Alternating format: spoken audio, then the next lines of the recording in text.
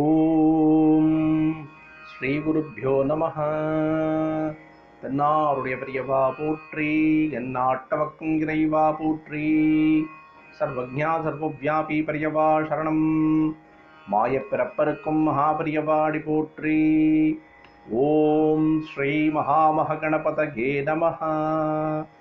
ஸ்ரீ சந்திரசேகராமிருதம் அமிர்ததாரை 1235 தெய்வத்தின் குரல் 5ஆம் பாகம், அத்தியாயம் ஸ்ரீ சங்கர சரிதம்.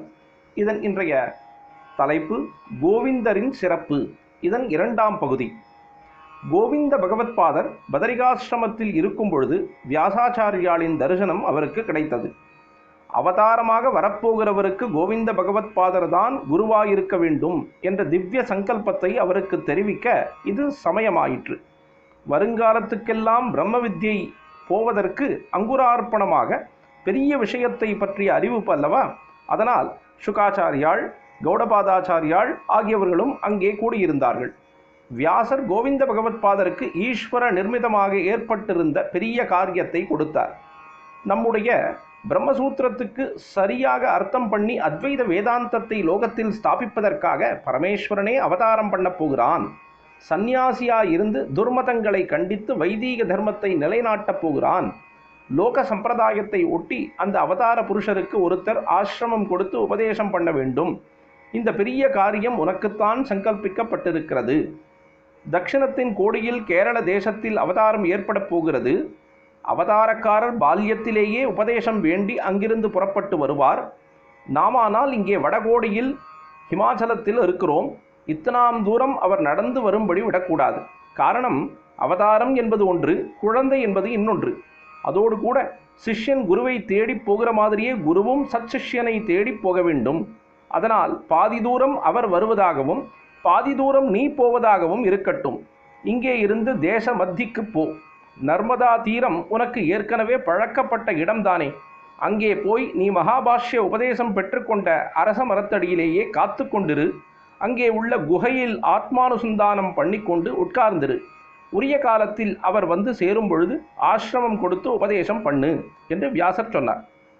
ரவுண்ட் டேபிள் கான்ஃபரன்ஸ் என்று உலகத் தலைவர்கள் கூடி ரெசல்யூஷன் பாஸ் பண்ணுகிற மாதிரி, அதாவது தீர்மானம் நிறைவேற்றுவது போல, வியாசர், சுகர், கௌடபாதர், கோவிந்த பகவத்பாதர் ஆகிய 4 பெரிய மகான்கள் கூடிய மகாநாட்டில் இப்படி ரெசல்யூஷன் பாஸ் ஆயிற்று. கோவிந்த பகவத்பாதர் நர்மதை நதிக்கரைக்கு போய் சேர்ந்தார். பூர்வாசிரமத்தில் எந்த மரத்துக்கு மேலே சிஷ்யராக இருந்து கொண்டு வியாக்கரண உபதேசம் கேட்டாரோ அதே மரத்தின் அடியில் ஒரு குகையில் தாம் பிரம்ம வித்யாபதேசம் செய்வதற்கான சிஷ்யரை எதிர்பார்த்து உட்கார்ந்து கொண்டு அப்படியே நிஷ்டையில் ஆழ்ந்து விட்டார். மகாவிஷ்ணு ஹிருதய கமலத்திலே நடராஜ தரிசனம் கண்டதில் உண்டான அவரது ஷரீர கனத்தை ஆதிசேஷனால் தாங்க முடியவில்லை என்பதில் ஆரம்பித்து சிதம்பரத்தில் நடந்த பாடம், கௌடபாதர், கோவிந்த பகவத்பாதர் சரித்திரங்கள் ஆகிய எல்லாம் பதஞ்சலி சரிதத்தில் விரிவாக சொல்லியிருக்கிறது. அந்த 2 பேரையும் பரமகுருவாகவும் குருவாகவும் பெற்ற ஆச்சாரியாளின் சரித்திரம் கடைசியான அதன் 8ஆம் சர்க்கத்தில் சுருக்கமாக கொடுக்கப்பட்டிருக்கிறது. இவருடைய சரித்திரம்தான் விஸ்தாரமாக சங்கர விஜயம் என்றே உள்ள புஸ்தகங்களில் சொல்லியிருக்கிறதே என்பதால் பூர்வாச்சாரியார்கள் சரித்திரத்தை மட்டும் விரித்தும் இதை சுருக்கியும் ராமபத்ர தீக்ஷதர் எழுதியிருப்பதாக தோன்றுகிறது. ராமபத்ர தீக்ஷதரே வையாகரணியாக, அதாவது வியாக்கரணத்தில் தேர்ச்சி பெற்றவராக இருந்ததால் மகாபாஷ்யம் செய்யப்பட்டு பிரச்சாரமானதை ஒரு காவியமாக எழுத வேண்டும் என்பதுதான் அவருடைய நோக்கமாக இருந்தது. மகாபாஷ்ய கர்த்தாவின் பெயரில்தானே புஸ்தகமே பதஞ்சலி சரிதம் எனப்படுகிறது. எனவே அதில் சங்கர விஜயத்தை விஸ்தாரமாக சேர்க்க இடமில்லை. ஆனாலும் புண்ணிய சரித்திரத்தை சொல்லாமல் விடப்படாது என்று சுருக்கமாக இருந்தாலும் தம்முடைய ஆச்சாரிய பக்தியை கொட்டி எழுதிவிட்டார். காலடியில் ஆற்றில் பாலசங்கரின் காலை முதலை பிடித்ததில் இந்த கதையை ஆரம்பித்திருக்கிறது. அதராந்தரே சரிதி நக்ர கிரகீத பாதக என்று ஆரம்பம். சரிதி அதாவது ஆற்றில், நக்ர முதலையால், கிரகீத பாதக பிடிக்கப்பட்ட பாதம். அப்புறம் ஆச்சாரியாள் குருவை தேடிப்போய் உபதேசம் பெற்றது, காசிக்கு போனது, பாஷ்யம் பண்ணியது, திக்விஜயம் பண்ணியது முதலியவற்றை சொல்லி சம்க்ஷேபமாக, அதாவது சுருக்கமாக ஒரு கடைசி ஸ்லோகத்துடன் முடித்திருக்கிறது. கோவிந்த தேசிகம் உபாஸ்ய சரயா பக்தியா தஸ்மின் ஸ்திதே நிஜ மகிம்னி விதேக முக்தியா அத்வைத பாஷ்யம் உபகல்பிய திசோ விஜித்ய காஞ்சிபுரே ஸ்திதிம் அவாப ச சங்கரார்ய. சங்கராச்சாரிய என்பதை சங்கரார்ய என்று சொல்லி முடித்திருக்கிறது. மீட்டரை உத்தேசித்து இப்படி ஆச்சாரிய என்பதை ஆர்ய என்று சொல்லியிருப்பதும் நல்ல அர்த்தம் கொடுக்கிறது. ஆரியர் என்றால் உயர்ந்தவர், உத்தமமானவர், அதுதான் ஐயர் என்று ஆனது. சங்கரர் என்ற உயர்ந்த புருஷர் சங்கராரியர். அவர் கோவிந்த குருவை வெகுகாலம் பக்தியுடன் உபாசித்து வந்தார், அதாவது குரு சுஷ்ருஷை செய்து வந்தார். கோவிந்த தேசிகம் உபாசிய சிரையா பக்தியா. ஆச்சாரியால் பல வருஷங்கள் கோவிந்த பகவத்பாதருடன் இருந்ததாக சொல்வதற்கு இல்லை. 8 வயசில் சந்நியாசியான அவர் 16 வயசுக்குள் காசிக்கு போய் தம்முடைய பாஷ்யங்கள் எல்லாவற்றையும் எழுதிவிட்டார். ஆகையால் நர்மதை கரையில் அவர் குருவுடன் அதிக வருஷங்கள் இருந்திருக்க முடியாது.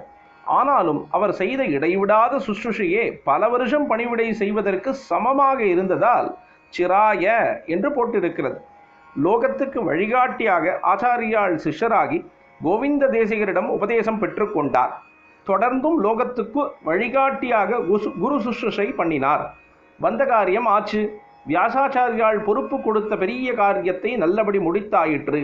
இனிமேல் சரீர தியாகம் பண்ணி பரமாத்மாவோடையே கலந்து விட வேண்டியதுதான் என்று கோவிந்த பகவத்பாதர் நினைத்தார். பிரம்மஜானம் பெற்ற பிறகு சரீரத்தில் இருக்கும் பொழுதே முக்தராகத்தான் இருந்தார். அதற்கு ஜீவன் முக்தி என்று பெயர். அப்புறம் ஷரீரமும் போய்விடும், அதற்கு விதேக முக்தி என்று பெயர்.